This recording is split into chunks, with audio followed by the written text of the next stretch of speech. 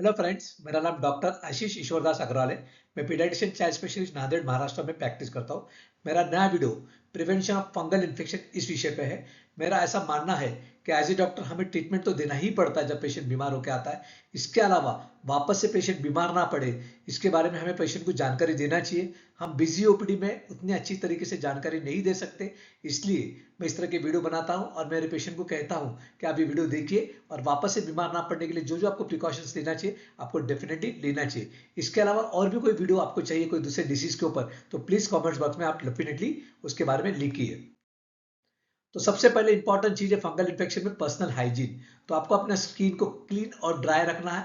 इसका मतलब आपको एक से दो बार नहाना है। अगर आप दो बार नहीं नहा सकते तो एटलीस्ट जहां फंगल इन्फेक्शन जैसे ग्रॉइन एरिया या आपके नेल्स पे, तो वहां पे एटलीस्ट पानी आपको डालना चाहिए। और गुनगुना या ठंडा पानी अगर आप वापरते नहाते वक्त या क्लीन करते वक्त तो फंगल इन्फेक्शन डेफिनेटली कम होता है। इसके अलावा आपको जब भी नहा लेते हैं तो आपको अपना पूरा अंग अच्छे से सुखाना है। पर्टिकुलरली बाथरूम या संडास करने का हम जब क्लीन करते तो वो एरिया थोड़ा सा वेट हो जाता है, थोड़ा गीला रह जाता है और हम हमारे अंडर गारमेंट्स इमीडिएटली पहन लेते, उसके समय एरिया डेफिनेटली वेट या गीला रह जाता है और वहां पे फंगस वापस से होने का डर रहता है। इसलिए मैं सभी पेशेंट से विनती करूंगा कि अब अपने बच्चे को पेशाब या संडास करने के बाद वापस से कॉटन का कपड़ा लेके उस एरिया को क्लीन या ड्राई करना चाहिए।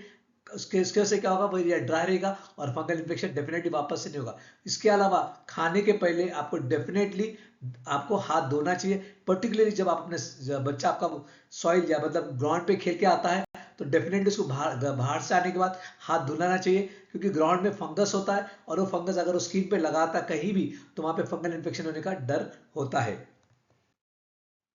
उसके अलावा फुट केयर भी लेना चाहिए। बहुत सारे बच्चों को फुट मतलब पैरों पे या हाथ की उंगली या पैरों को उंगली पर इन्फेक्शन फंगल होता है। तो अगर हो रहा है तो आपको क्लीन सॉक्स पहनना चाहिए। इसके अलावा जो शूज है आपके थोड़ा सा खुले होना चाहिए ताकि वहां पे हवा जा सके। और जो भी नेल्स है हाथ के या पैर के उसको अच्छे से कट करना चाहिए और सॉक्स को रेगुलरली चेंज करना चाहिए। और पर्टिकुलरली जिनको फंगल इन्फेक्शन है, इसके अलावा भी अगर बच्चा आपका ग्राउंड में खेलता है तो उसको प्रॉपर शूज के साथ खेलने को भेजिए। नंगे पैर मत खेलने भेजिए, क्योंकि मैंने जैसे कहा कि वहां पे फंगस होता है और अगर आपके बच्चे के पैर पे लग जाता है तो फंगस आपके बच्चे में आ सकता है। उसके बाद क्लॉथिंग, जो कपड़े वो बहुत इंपॉर्टेंट है। जिनको फंगल इन्फेक्शन का प्रॉब्लम है पर्टिकुलर ग्रॉइन एरिया में, तो मैं उनसे कहना चाहूंगा कि आपने जीन्स नहीं पहनना चाहिए। हो सके उतना ढीले ढाले कॉटन के कपड़े पहनना चाहिए। इसके अलावा जो भी आपके कपड़े किसी के साथ शेयर मत कीजिए, पर्टिकुलरली टॉवल मत कीजिए। हॉस्टल में बच्चों को काफी फंगल इन्फेक्शन होता है, वो एक दूसरे का टॉवल डेफिनेटली यूज करते हैं, इस वजह से फंगल डेफिनेटली फैलता है। इसके अलावा अगर आपके बच्चे को पसीना बहुत आता है या खेलने के बाद पसीना तो उसको इमीडिएटली आपको क्लीन करना चाहिए। अगर बच्चा गिल्ला होके आता है उसको कपड़े इमीडिएटली चेंज करना चाहिए ताकि एरिया जो भी एरिया है वो गिल्ला ना रहे और उसको फंगल इन्फेक्शन वापस से ना हो सके। और इसके अलावा एक कपड़े भी जो भी बच्चा या टीनेजर है उसको फंगल इन्फेक्शन हो रहा है तो उसको घर पे अंडरवियर या बनियान निकाल के लूज कपड़े पहनना चाहिए ताकि वहां पे फंगल इन्फेक्शन वापस से ना हो सके। अगला इंपॉर्टेंट पॉइंट है इम्यूनिटी को बूस्ट करना। तो विटामिन रिच फूड आपको ऐसा भी खाना चाहिए हेल्दी रहने के लिए, लेकिन फंगल इन्फेक्शन में बहुत इंपॉर्टेंट है, इसलिए वेजिटेबल्स और फ्रूट्स आपको ज्यादा से ज्यादा खाना चाहिए। पानी बहुत पीना चाहिए ताकि फंगल इन्फेक्शन वापस ना हो सके। अगर आपको स्ट्रेस है, पर्टिकुलर टीनेजर्स जो बच्चे एग्जाम गोइंग है उनको स्ट्रेस बहुत होता है और उस वजह से फंगल इन्फेक्शन डेफिनेटली स्प्रेड होता है। तो मैं सभी बच्चों से टीनेजर से कहूंगा और इवन पेरेंट्स है जिनके बच्चे 8-10 साल के, हम बच्चों को काफी स्ट्रेस में रखते हैं, काफी बिजी रखते हैं, उसके वजह से फंगल इन्फेक्शन फैलने का डर होता है। और नींद भी बहुत जरूरी है। पर्टिकुलरली मैं देखता हूँ स्कूल के बच्चों में कि बच्चे संडे के दिन या छुट्टी के दिन सवेरे 9 या 10 बजे उठते हैं और स्कूल के दिन 6 या 7 बजे उठते हैं। इसका मतलब उनको 2 से 3 घंटे की नींद एक्स्ट्रा चाहिए। तो मैं यहाँ सभी पेरेंट्स से कहना चाहूंगा कि बच्चा जो संडे के दिन उठता है, छुट्टी के दिन उठना है, जो गैप है अगर 2 घंटे का, तो आपको बच्चे को 2 घंटे पहले सुलाना चाहिए ताकि उसकी नींद अच्छे से हो सके। नींद से फंगल इन्फेक्शन के अलावा बच्चों को बार बार पेट दुखना, सर दुखना, उल्टी होना, इस प्रकार की बीमारियां भी काफी हम देख रहे हैं।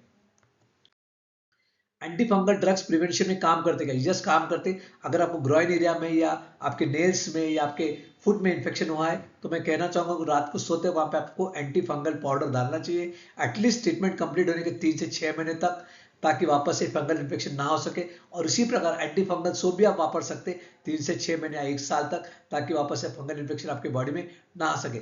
विटामिन रिच ड्रग्स भी होते हैं जिससे आपकी बॉडी की इम्यूनिटी बढ़ती है। अगर डॉक्टर आपका कहता है कि आपकी बॉडी की इम्यूनिटी कम है तो उस तरह के ड्रग्स आपको लेना चाहिए ताकि आपकी इम्यूनिटी बढ़े और वापस से फंगल इन्फेक्शन ना हो सके।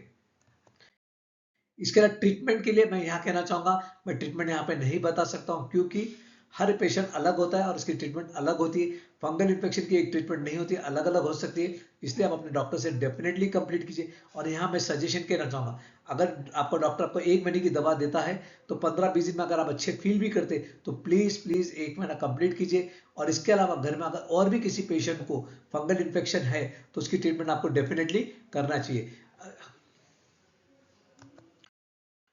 तो मेरे अलग अलग पब्लिकेशन से, कुछ बुक्स से, अगर आपको चाइल्ड साइकोलॉजी पे, बच्चों के पेरेंटिंग पे, बच्चों के एजुकेशन पे कुछ बुक्स चाहिए तो आप उसके ऊपर ये बुक्स आप खरीद सकते हैं। अगर आपको इस तरह के वीडियोस पसंद आ रहे हैं, पर्टिकुलर बच्चों के एजुकेशन, बच्चों की जो बिहेवियर प्रॉब्लम होती है, जैसे बच्चा गुस्से में आ रहा और भी प्रॉब्लम होते हैं, उसके बारे में अलग अलग वीडियोस या आर्टिकल्स बना के डालते रहते हैं। तो ये मेरे अलग अलग सोशल मीडिया साइट्स है, आप हर साइट को ज्वाइन कीजिए। जब भी हम कुछ आपको पब्लिश करते हैं तो आप डेफिनेटली पढ़िए और इससे आपको डेफिनेटली फायदा होगा। और मैं काउंसलिंग भी करता हूँ, पर्टिकुलरली बच्चों के एजुकेशन या बिहेवियर प्रॉब्लम में, जो टीनेजर्स है जिनको करियर के बारे में चूज करना है, तो आप मेरे पास आ सकते हैं। तो मैं इसके बारे में आपको डेफिनेटली मदद कर सकता हूँ। कुछ भी आपको इस विषय में पूछना है तो प्लीज प्लीज कमेंट बॉक्स में लिखिए। अगर आपने हमारा वीडियो आपने चैनल सब्सक्राइब नहीं किया तो प्लीज सब्सक्राइब कीजिए और वीडियो को शेयर कीजिए। Thank you so much.